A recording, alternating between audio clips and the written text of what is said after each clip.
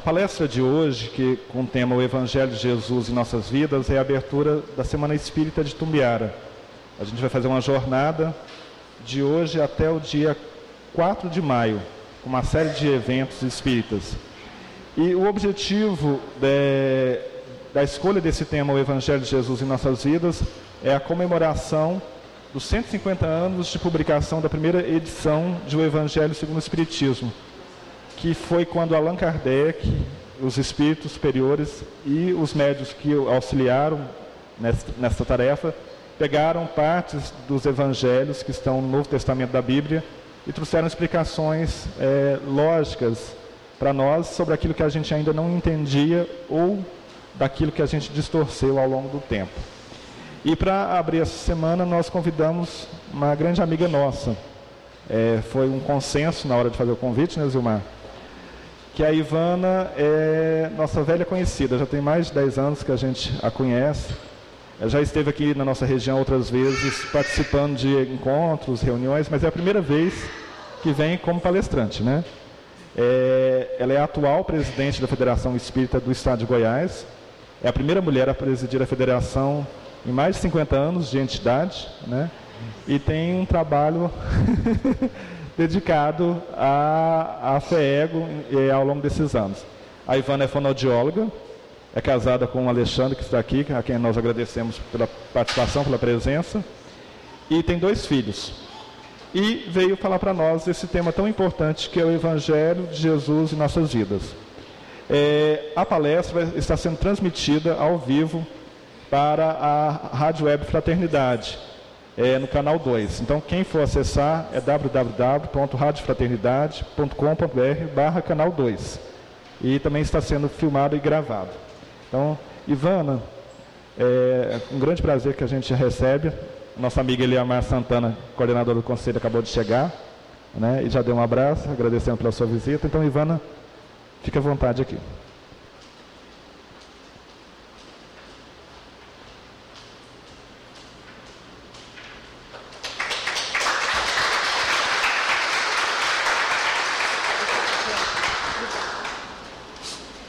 Queridos irmãos, boa noite.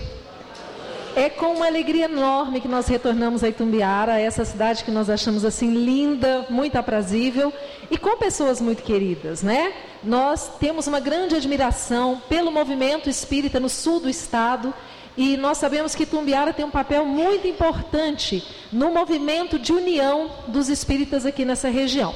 Então, realmente é com muita alegria que nós recebemos o convite para estarmos juntos aqui essa noite. E muito felizes com a preparação do ambiente, porque o Kaique, com a sua turma aqui na frente, nos prestou um enorme favor.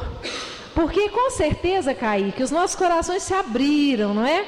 Quando a gente vê essa coisa linda que nós vimos aqui, a gente facilmente entra em sintonia com Jesus, imagina que o mundo de regeneração já realmente está chegando, então facilita o nosso trabalho de refletirmos sobre o que Jesus espera de nós e qual é o papel desse Evangelho de Jesus nas nossas vidas, que é o que nós vamos conversar um pouquinho aqui nessa noite. Nós queremos também cumprimentar os nossos amigos internautas, pela Web Rádio Fraternidade, que está sempre aí, não é, cobrindo os nossos eventos. Boa noite a todos aqueles que estão nos acompanhando também pela internet.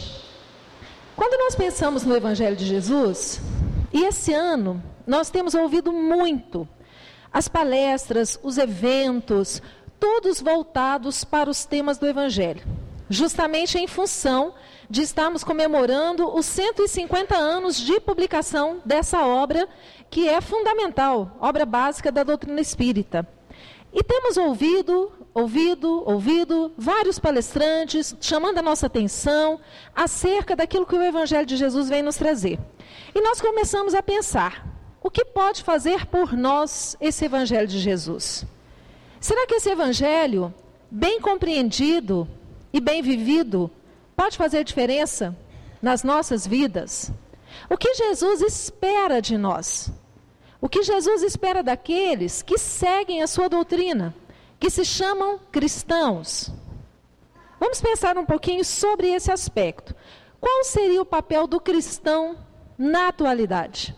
daqueles que seguem Jesus, que seguem o Cristo. Nós ouvimos às vezes as pessoas dizerem assim: o fulano, ele é um cristão autêntico. Gente, o que será isso? Um cristão autêntico? Nós começamos a pensar, será que o cristão autêntico é aquele que conhece todo o Evangelho, sabe citar os versículos, sabe citar qual foi o evangelista que disse, onde está? O que seria esse cristão autêntico? Será que precisa, na verdade, ser cristão declarado para ser cristão autêntico? Porque se nós começarmos a pensar, nós temos no mundo diversas outras religiões e outros segmentos que são ditos não cristãos, mas que praticam as máximas de Jesus. Será que eles são menos cristãos que nós? Talvez eles sejam e nem saibam que são, não é? Também cristãos nos valores. E no nosso caso, nós que somos espíritas, você é espírita ou espírita cristão? Às vezes as pessoas têm uma dúvida danada. Eu já ouvi pessoas que chegaram para mim e disseram assim: olha, mas vocês espíritas, vocês fazem muita caridade, a gente sabe, mas vocês estão pecando porque vocês não são cristãos. Aí eu digo, mas por que você afirma que nós não somos cristãos? Porque vocês não seguem a Bíblia. Eu digo, mas por que você afirma que nós não seguimos a Bíblia? Nós seguimos sim o Evangelho de Jesus. Não, mas lá na Bíblia não fala nada de reencarnação. E aí nós vamos mostrando que existem inúmeras passagens lá na Bíblia, no Velho Testamento, no Novo Testamento, que falam sim sobre a reencarnação. As pessoas às vezes não compreendem dessa forma, mas está tudo lá registrado. Então nós vamos entender que nós, como espíritas, nós somos cristãos. Não poderia ser diferente. Porque o Espiritismo, ele não veio para desfazer nada do que o cristianismo já tinha feito. Pelo contrário, ele veio para nos ajudar a compreender o Evangelho de Jesus. Ele veio para nos ajudar a compreender aquilo que Jesus veio nos falar naquele tempo, mas que nós não tínhamos maturidade para compreendermos. E nós vamos encontrar lá no Evangelho, no capítulo 17, no item 4, a seguinte orientação: bem compreendido, mas sobretudo bem sentido, o Espiritismo leva aos resultados acima expostos que caracterizam o verdadeiro espírita como o cristão verdadeiro, pois que um é o mesmo que o outro. Então, esse texto do Evangelho, nos itens iniciais dessa lição, ele vem nos mostrar que, na verdade, o verdadeiro cristão e o verdadeiro espírita, eles são a mesma pessoa. Se nós somos os bons espíritas, nós, consequentemente, também somos os bons cristãos. Prosseguindo aqui, ainda no item 4, ele nos alerta que o Espiritismo não institui nenhuma nova moral. Vai apenas nos facilitar a inteligência e a prática do Cristo. Gente, olha o que é fundamental aqui nesse ensinamento. Facultando fé inabalável e esclarecida. Segundo os Espíritos, fé inabalável é aquela que pode encarar a razão frente a frente, face a face, em todas as épocas da humanidade. Nós chamamos de fé raciocinada. Essa fé raciocinada é aquela fé esclarecida, que compreende. Nós não cremos somente, nós compreendemos. O Espiritismo ele vem justamente trazer para nós a compreensão de todas as dificuldades, de todas as questões do mundo.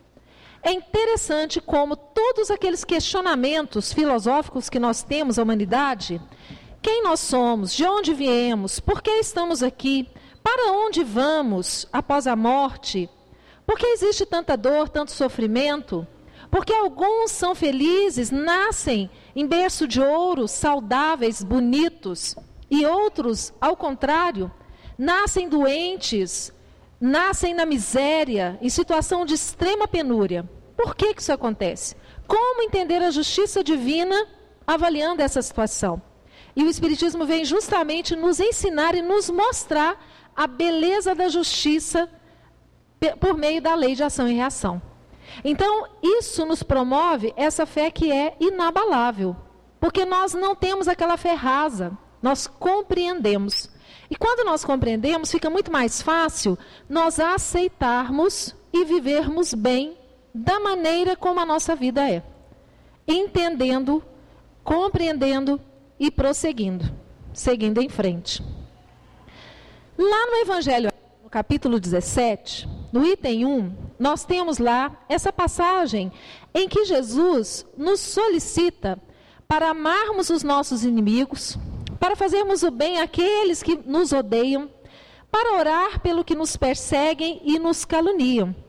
E aí ele diz que se nós não fizéssemos isso, o que nós faríamos diferente dos outros?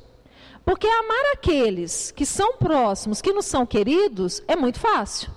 O difícil é nós aprendermos a amar o difícil. Aquela pessoa que é complicada, aquela pessoa que nos causa dificuldades no dia a dia, que nos causa muitas vezes sofrimento, que nos causa muitas dores de cabeça. Jesus nos fala que nós temos que amar, são esses. Esses precisam do nosso amor. E aí ele conclama: sede, pois, vós outros perfeitos, como perfeito é o vosso Pai Celestial. Gente do céu, será que é fácil ser perfeito como Deus? Jesus nos fala que nós podemos ter uma perfeição. E aí nós começamos a pensar, como ser perfeito vivendo num mundo de tantas imperfeições? Como sermos perfeitos lidando no dia a dia com várias situações que nos testam o tempo inteiro? Testam a nossa tolerância, testam a nossa humildade, a nossa paciência, testam-nos de todas as maneiras. Como reagir, como lidar com isso? Como conseguir amar o inimigo de acordo com o que Jesus recomendou? Mas o Evangelho ainda vem dizer para nós o seguinte, que naquelas palavras de Jesus, nós devemos entender a perfeição no sentido relativo. É a perfeição a que nós aqui, enquanto humanidade terrestre, estamos suscetíveis e a que mais nos aproxima de Deus. Isso quer dizer para nós que a natureza não dá saltos. Não vai ser de um dia para o outro que nós vamos nos livrar dos nossos vícios morais, daquele comportamento antigo de homem velho e assumirmos um novo papel. É difícil, é construção. Nós ouvimos muito falar no movimento espírita sobre a reforma íntima.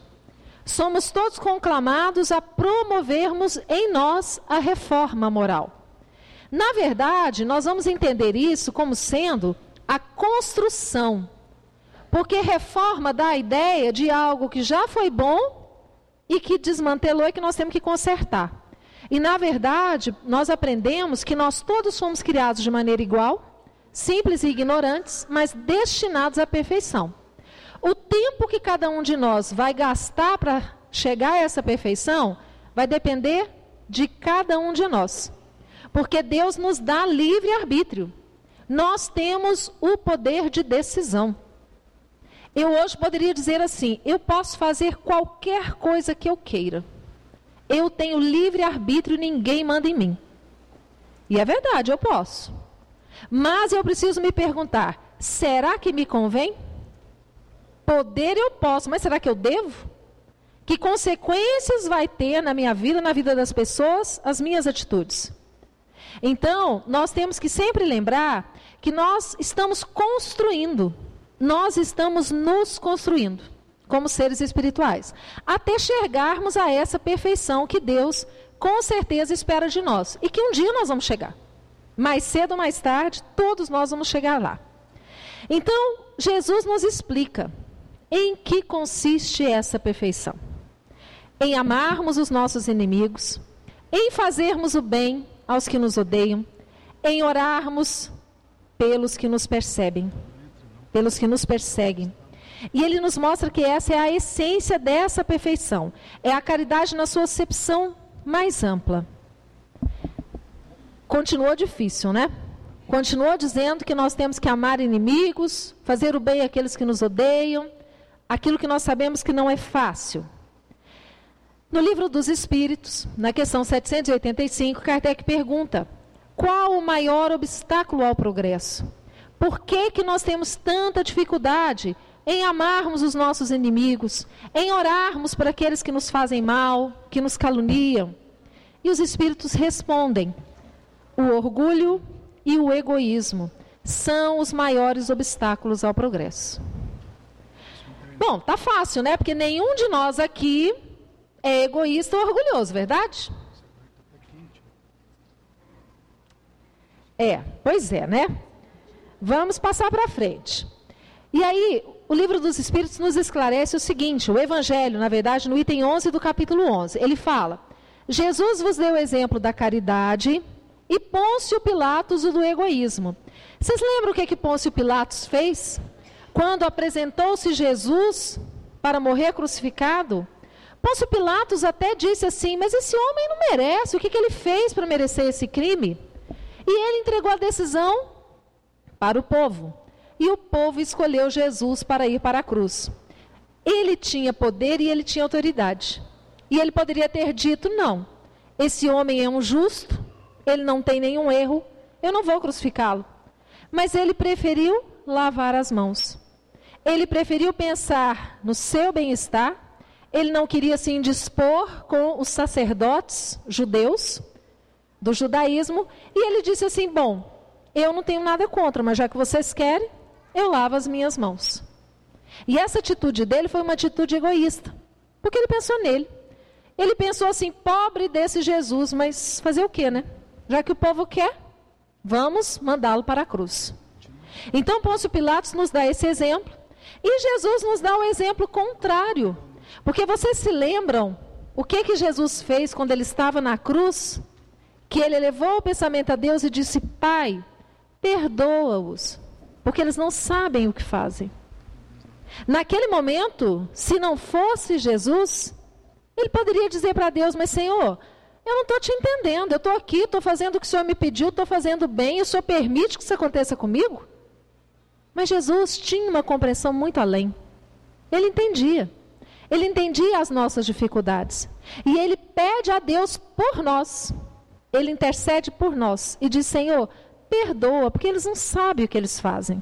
É como criança que faz arte, que não tem consciência das consequências daquilo para a sua existência. Nós vivemos então, na verdade, no nosso dia a dia, como cristãos que somos, cristãos espíritas, sempre com a balança, onde nós colocamos de um lado os vícios e de outro lado as virtudes. Os vícios, nós lembramos aqui daqueles vícios que são os mais difíceis de serem extirpados, que são os vícios morais. Os vícios do corpo, esses são difíceis, mas são muito mais fáceis do que os vícios morais. E nós lembramos aí alguns deles. O egoísmo ali, como sempre, o primeiro da lista, né? A vaidade, o orgulho, a arrogância, a maledicência, a avareza, a inveja, a ira. Meus irmãos, e quando nós começamos a pensar em cada um deles, nós pensamos assim: será que tem algum desses aqui de que eu já estou realmente livre? Que eu não me deixo afetar por esse tipo de sentimento? Será que tem algum desses vícios morais que eu já consegui superar? Que eu já não tenha mais? E será que dentre essas virtudes aqui que nós listamos, será que eu consigo ter esse tipo de sentimento, essa virtude comigo, no meu dia a dia? Nós começamos a nos analisarmos, a nos conhecermos como cristãos espíritas que somos. E muitas vezes ficamos preocupados, porque nós sabemos que nós estamos na luta, nós estamos no caminho, mas que é muito difícil. Mas nós também sabemos que o Espiritismo nos fala que é possível, que depende só de nós. Então nós estamos aí animados, motivados, movidos pelo desejo de nos aproximarmos mais de Jesus, lutando para combater em nós o homem velho, aquele dos vícios, e para fazer surgir o homem novo, que é o das virtudes. Quando nós pensamos então nesse papel do cristão na atualidade, aquele que vive o Evangelho de Jesus, aquele que traz esse Evangelho para o seu dia a dia, nós vamos chegar à conclusão de que nós precisamos urgentemente desenvolvermos em nós as virtudes. Porque as virtudes, elas são as qualidades que vão nos caracterizar como verdadeiros cristãos. Não quer dizer que o fato de ainda não termos conquistado essas virtudes não nos torne cristãos. Porque quando Kardec também perguntou aos espíritos como se reconhece o verdadeiro espírita, vocês lembram o que eles responderam? Pelos esforços que faz em domar as suas más inclinações, não é? E se transformar numa pessoa melhor. Esforços. Se nós estamos nos esforçando, nós estamos sim no caminho. Nós somos os verdadeiros espíritas e nós somos os verdadeiros cristãos. Ainda imperfeitos, mas buscando a perfeição. Isso é muito importante. Quando nós falamos então de virtudes, que nós temos que desenvolver essas virtudes, nós vamos buscar o conceito do que seja virtude. E encontramos o seguinte significado, que virtude é o conjunto de todas as qualidades essenciais que constituem o homem de bem. Será que nós somos pessoas de bem? Homens de bem, mulheres de bem? Nós precisamos avaliar se nós estamos desenvolvendo em nós então essas virtudes. Segundo Aristóteles, a virtude é uma disposição adquirida de fazer o bem, e elas se aperfeiçoam com o hábito. Olha só, os espíritos também nos dizem que a educação é um conjunto de hábitos adquiridos. Então nós podemos adquirir as virtudes e transformá-las em hábito. Hábito de sermos pacientes, hábito de aprendermos a amar o outro, e por aí afora. Nós gostamos muito, lendo recentemente, um livro que foi lançado ano passado pelo Dr. Sérgio Lopes. Ele é um médico da Associação Médico Espírita do Rio Grande do Sul, reside hoje em Pelotas. E ele publicou esse livro, O Código do Monte, que ele faz uma analogia às virtudes do Sermão da Montanha. E nesse livro, nós achamos muito interessante que ele faz uma analogia sobre a escalada de uma montanha com essa viagem interior, com esse autoconhecimento e esse crescimento nosso enquanto seres espirituais. Então ele relaciona a subida do monte com a aquisição dessas virtudes. E é interessante que ele coloca que a base do monte, ela é o começo de tudo. É onde nós começamos a nossa caminhada. Nós começamos a caminhada na base e são necessários esforços para essa subida, concordam? Imaginem que nós estamos ali no pé de um monte, olhando lá para o alto e pensando, eu preciso chegar lá no topo. O esforço que eu sei que eu tenho que fazer para conseguir chegar até aquele topo. Então o cume é o ponto de chegada e é onde a visão vai abranger todo o percurso e toda a paisagem. Quando nós estamos na base do monte, a visão é limitada. Nós só conseguimos enxergar ali, aquilo que está naquela altura. Mas quando nós chegamos em cima, nós temos uma visão completa de todo o percurso, de todo o perímetro, tudo aquilo que nos rodeia.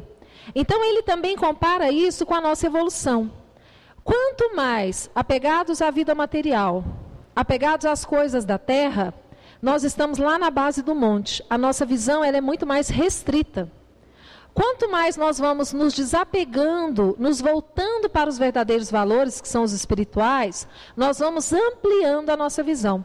A nossa capacidade de compreensão acerca da vida, ela também vai aumentando. Então, a evolução espiritual, ela tem essa mesma dinâmica. E moralmente, nós avançamos à medida que nós vencemos, pelos nossos esforços, o monte das dificuldades e dos desafios. Gente, tem muito monte pela frente, não tem? Porque nós ainda vivenciamos muitas dificuldades no nosso dia a dia. São esses desafios. E ele então vem nos dar algumas dicas de como nós podemos desenvolvermos essas virtudes que o Sermão do Monte nos traz. Ele começa com a primeira virtude que ele recomenda, que é a humildade. Então ele diz o seguinte, que a primeira virtude é a humildade, que nada se inicia senão pela humildade. É como se a humildade fosse ali a base, o chão, ali ao lado do monte, não é? Somente se avança às alturas partindo da base. Então a humildade é justamente isso. E ele recomenda que para nós termos essa humildade, a humildade ela é necessária para que venham as outras virtudes. Para nós reconhecermos quando nós erramos, quando nós temos algo a melhorar em nós. É preciso que nós sejamos humildes para conseguirmos reconhecer isso. E ele então nos recomenda o autoconhecimento. Aquilo que Sócrates já disse lá na antiguidade e que depois Santo Agostinho no Evangelho vem nos recordar, não é? Para nos conhecermos, então, é preciso essa humildade. É preciso que nós paremos e olhemos para dentro de nós. O que eu hoje faço da minha vida? Será que hoje eu já estou um pouco melhor do que eu estive antes, do que eu estive ontem? E amanhã, o que eu posso fazer de diferente para ser melhor do que eu fui hoje? É a importância de nós nos conhecermos.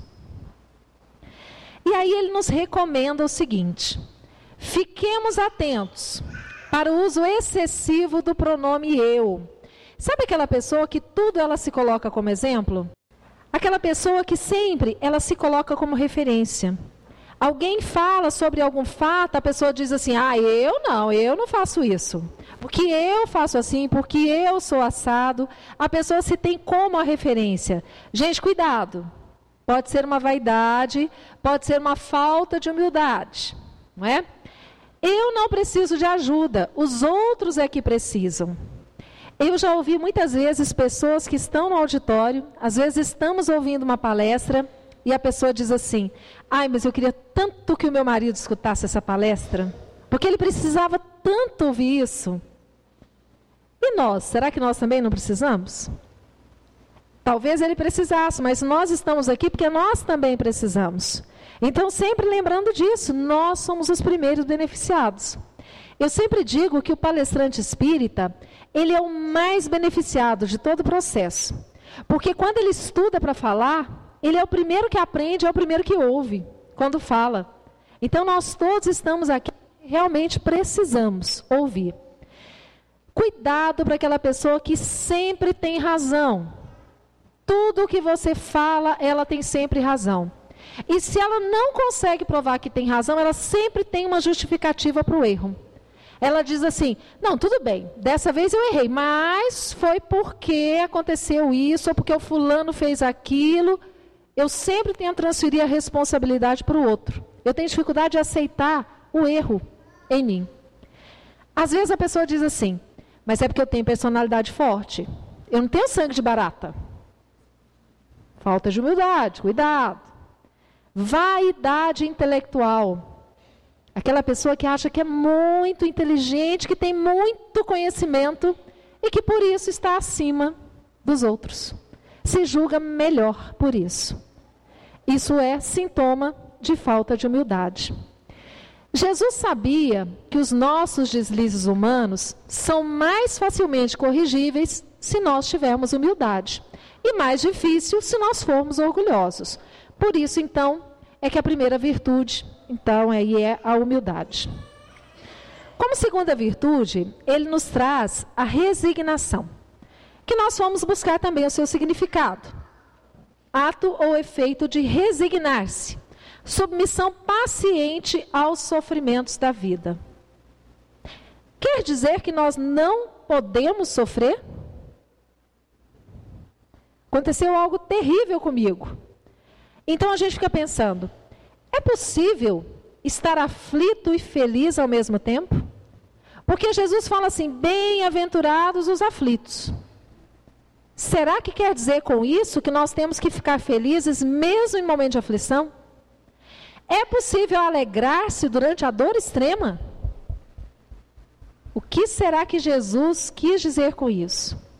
Então ele fala assim, bem-aventurados os aflitos, pois serão consolados. Se serão consolados, é porque estão precisando de consolação. Consequentemente, estão sofrendo, estão tristes, estão em momento de dificuldade. Então, bem-aventurado aquele que recebe essa consolação nos ensinamentos de Jesus. Serão consolados, então, quer dizer, depois da aflição. Jesus não disse, bem-aventurados os que choram, sintam-se felizes durante o sofrimento. Por quê, gente? Porque sofrimento sozinho não gera progresso. Se eu passar pelo sofrimento, mas eu não compreender a causa dele, e eu não entender que ele é algo necessário que a vida está trazendo para mim, para o meu crescimento, para a minha evolução, não resolveu sofrer. Se eu sofro revoltado, se eu sofro maldizendo aquela situação, eu não soube aproveitar esse sofrimento. Então Jesus, ele sabe que sofrer por sofrer não leva ninguém a nada. Tudo vai depender de como nós reagiremos a esse sofrimento. E nós ouvimos inúmeros relatos de pessoas que passam por situações extremamente difíceis, problemas enormes, que nós, avaliando, pensamos assim, nossa, acho que se fosse comigo eu não dava conta. E a pessoa enfrenta o problema com toda firmeza, com toda fé, com esperança em dias melhores no futuro. Essa pessoa, ela aproveita o sofrimento e ela cresce com ele. É o que Jesus então nos ensina. Através dessa resignação, o sofrimento passa a ser o construtor da felicidade. E nós vamos encontrar diversas situações na vida que nos levam a isso. A doença física em nós ou em algum familiar, a perda do emprego, a derrocada financeira, não é? Dificuldades de relacionamento, às vezes, no lar, no trabalho. São todas situações em que muitas vezes nós precisamos nos resignarmos e compreendermos o que a vida quer nos ensinar. Qual é a lição que a vida está nos trazendo. E aí nós vamos lembrar que a lei de causa e efeito explica o motivo das grandes aflições do ser humano. O Espiritismo, ele veio nos mostrar como é que funciona a lei divina. Ele veio nos mostrar que nós agimos e que essa nossa ação, ela gera uma reação. É a lei de ação e reação ou de causa e efeito. Então, se hoje eu vejo alguém passando por um sofrimento atroz, posso imaginar que aquela pessoa, possivelmente no passado, plantou o que ela está colhendo. Passado que pode ter sido nessa mesma encarnação ou em encarnações anteriores. Também posso entender que são espíritos missionários, que não precisavam passar por aquilo mais, mas que vêm para ajudar o progresso da humanidade. Vamos ver o caso de Jesus. Jesus não precisava passar pelo que ele passou. Ele foi voluntário. Ele quis exemplificar o amor na prática, não só na teoria. Ele quis exemplificar o perdão também na prática, não só na teoria. Não precisava ter passado por sofrimento nenhum, mas voluntariamente veio para ajudar na nossa evolução. A outra virtude recomendada é a mansuetude, que vem de mansidão, que é uma virtude decorrente natural da humildade. Quando nós somos humildes, nós somos brandos, nós somos mansos. Nós não nos irritamos, nós não ficamos ofendidos, nós não ficamos irados. Nós aprendemos a lidar com as situações sem nos deixarmos afetar por elas. A mansuetude, então, somente quem se tranquiliza possui a si mesmo suas emoções e o seu ambiente. Quantas vezes nós vimos algumas pessoas que tomam determinadas atitudes no momento de cabeça quente, no impulso? Inúmeros casos nós vemos aí, assistimos nos jornais da televisão, lemos nos jornais. Às vezes uma simples discussão gera um problema enorme e acaba um matando o outro. E quando você vai avaliar e investigar, mas por quê? O que aconteceu? Foi uma coisa boba, motivo banal. Mas a pessoa esquentou a cabeça na hora da raiva, não pensou, não teve humildade. Às vezes se sentiu humilhado, rebaixado e quis revidar. E vai tirar a vida do outro. Então, enquanto há ansiedade, há aflição. Enquanto há ira, há descontrole. Nós temos que ter cuidado com esse descontrole. Porque é justamente o momento em que nós cometemos atos que podem gerar consequências graves para o resto das nossas vidas. Muito cuidado, então. Jesus recomendou-nos: bem-aventurados os mansos. Precisamos ser mansos. E o que vai nos auxiliar no desenvolvimento dessas outras virtudes que nós falamos até agora? Nós encontramos a fé. A fé, que é essa relação que nós temos com Deus e com a espiritualidade. É essa entrega que nós nos damos à providência divina, sabendo que Deus está no comando das nossas vidas. Quando nós acreditamos que Deus é o nosso Pai e que Ele sabe o que é melhor para nós, nós temos aquela fé que tudo suporta. Aquela fé que compreende que Deus sabe o que é melhor para cada um de nós. Se isso está acontecendo comigo, eu confio que Deus permitiu, porque é para o meu bem, para o meu crescimento. Eu não vejo injustiça. Eu vejo a justiça de Deus agindo na minha vida. E essa fé, a confiança, ela vai nascer da constatação das nossas fragilidades. Nós somos criaturas frágeis. Nós somos criaturas que estamos sempre errando. Mas quando nós reconhecemos essa nossa fragilidade e nós confiamos na providência divina, facilita toda a nossa existência. Porque nós nos entregamos nas mãos de Deus e permitimos que Ele conduza as nossas vidas. A fé, então, é uma virtude muito importante. Quem tem fé não se sente sozinho. Sempre sente que existe um amparo e uma proteção em cada momento das nossas vidas.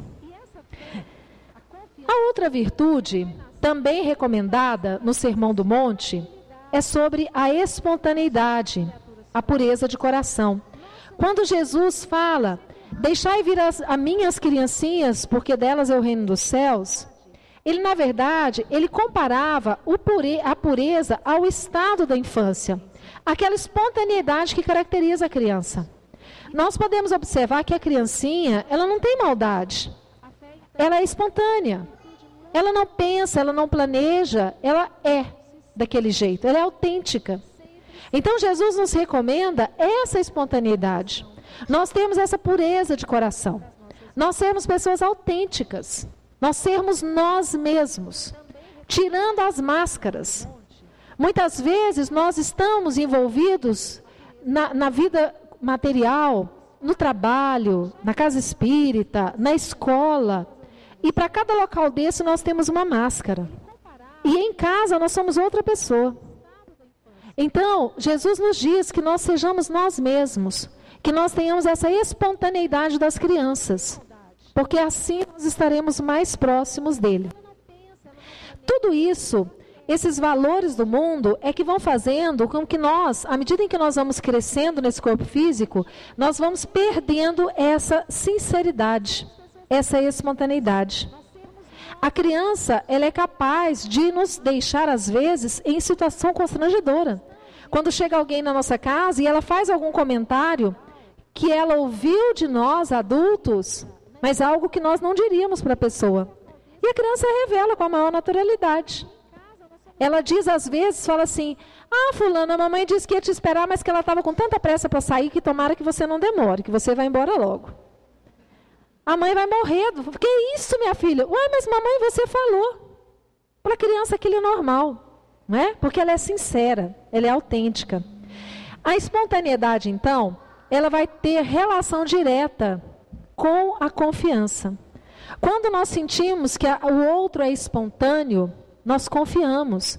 Porque nós percebemos que não existe uma máscara. A pessoa é tal qual ela se apresenta para nós. Isso gera confiança. E aí, nós temos que estarmos abertos para aprender, não julgando que já sabemos de tudo. É essa confiança também em acreditar que nós sempre temos o que aprender.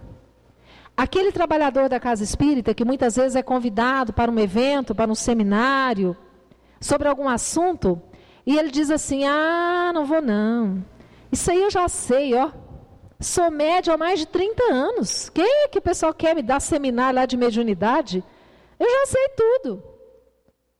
Nós sempre temos o que aprender. E nós sempre temos o que ensinar também, compartilhando com os outros a nossa experiência. Então, por isso que é importante nós estarmos abertos para esse aprendizado. E essa redescoberta da nossa capacidade de confiar, da espontaneidade, da criatividade, são tarefas urgentes para a qualidade das nossas vidas. Porque nós somos seres sociais, nós nos relacionamos com as pessoas. Então, quanto antes nós nos tornarmos essas pessoas sinceras, espontâneas, melhor. Porque nós vamos conviver muito melhor em sociedade se nós nos tornarmos assim, dessa forma. Bom, por fim vem o altruísmo, que do latim, alter, significa amor para com os outros. A virtude do pacificador é o altruísmo. O pacificador é aquele que promove a paz, é quem age sem violência. Meus irmãos, se nós perguntarmos hoje, nesse mundo tão conturbado que nós vivemos, com tanta violência, de quem é a responsabilidade em promover a paz no nosso mundo? Será que é do governo? É da polícia? Nossa, não é? Porque a paz, ela é interna, ela é interior. Eu me pacifico, consequentemente você se pacifica, nós nos pacificamos e formamos uma sociedade pacífica. Não tem como impor essa paz. A paz, ela é construção de cada um. Existem, sim, elementos para coibirem a violência, mas não para promoverem a paz. Porque a paz, ela depende de cada um de nós. O altruísmo, ou seja, essa capacidade de pensarmos no outro, de amarmos o outro, repousa no amor verdadeiro. Ao contrário do egoísmo, o altruísmo volta-se para o outro. Eu consigo enxergar as outras pessoas. Eu não penso só em mim. Nesse estágio em que eu consigo ver o outro, o que o outro precisa, o que eu posso fazer para ajudar esse outro, isso é o que vai promover em nós a paz, partindo para a ação e agindo no ambiente. Nós vamos nos tornando pacíficos à medida que nós aprendemos a amar o nosso semelhante. E tudo isso vai levar-nos para uma virtude que é um dos lemas do Espiritismo. Fora da caridade não há salvação. Que caridade é essa? É justamente o amor em ação. E quando nós falamos em caridade, nós falamos na caridade da forma mais ampla. Não aquela caridade que consiste em doar aquilo que nos sobra, em retirar do nosso armário aquilo que não nos serve mais, aquilo que ficou velho, aquilo que eu já enjoei, que eu já usei muito, então esse eu vou tirar e vou doar para a caridade.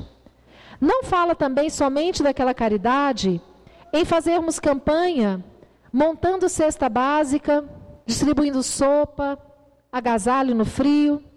É uma caridade que vai muito mais além. Porque Jesus, ele entendia a caridade como sendo benevolência para com todos, indulgência para com as faltas alheias e perdão das ofensas, não é? Benevolência, indulgência, perdão das ofensas. Esse é o sentido mais amplo da caridade. Então, as virtudes da caridade, de acordo com Paulo lá, na primeira epístola aos Coríntios, a caridade é paciente, é branda, benfazeja, não é invejosa, não se rejubila com a injustiça, mas se rejubila com a verdade, tudo suporta, tudo crê, tudo espera, tudo sofre. E aí ele termina dizendo: agora estas três virtudes, a fé, a esperança e a caridade permanecem, mas dentre elas a mais excelente é a caridade. Lembrando da caridade no seu conceito mais amplo, não somente na caridade material, que é aquela que nós muitas vezes focamos, direcionamos os nossos esforços. Essa é importante? É importante, mas não é a mais importante. Nós sabemos que Jesus, ele mesmo nos disse que ele era o caminho, a verdade e a vida. Nós sabemos que quando ele disse isso, ele não se referia à pessoa dele. Ele se referia aos seus ensinamentos. Aquilo que ele veio viver aqui para nós é o nosso modelo. Quando perguntado aos espíritos qual foi o modelo de perfeição, o modelo e guia que Deus nos ofereceu, os espíritos responderam que foi Jesus. É uma respostinha curta, Jesus. Se ele é esse modelo e esse guia, nós temos que seguir aquilo que ele fez, aquilo que ele praticou. Nós temos que imitá-lo, independente de religião. Nós temos que seguir o modelo e o guia. E para isso é necessário que nós aprendamos a conquistar essas virtudes, desenvolver em nós essa paz. E é justamente com essa paz que eu quero me despedir de vocês, desejando que ela esteja conosco em todos os momentos da nossa vida. E que a nossa fé e que o conhecimento da doutrina espírita, eles possam nos ajudar nessa construção espiritual que nós estamos todos aqui fazendo. Para que nós possamos, muito em breve, quem sabe, podermos dizer, nós somos cristãos autênticos. Nós somos aqueles que seguem os ensinamentos de Jesus. Que Ele nos abençoe então nessa noite, meus irmãos. Muita paz para todos nós. Muito obrigada.